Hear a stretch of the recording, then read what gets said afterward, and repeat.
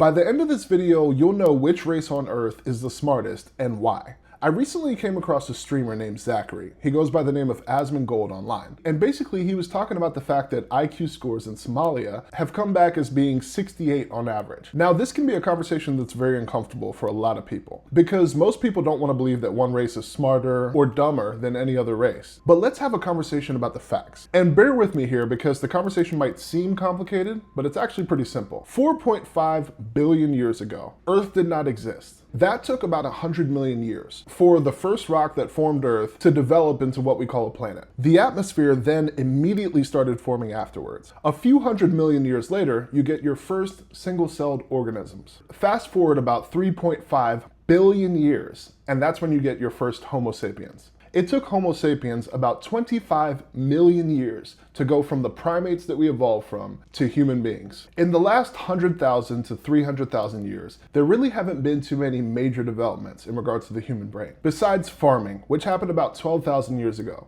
and that gave our brains access to more nutrients. Now, the reason I'm saying all this is because 400 years, we can all agree, is a drop in the bucket compared to 3.5 billion years. It's even a drop in the bucket compared to 25 million years. And I'd go so far as to say it's not much time compared to 300,000 years. So in 400 years of evolution, not much has really happened. Genetically speaking, a group from 400 years ago is probably about the same as a group in today's world. Here's my point.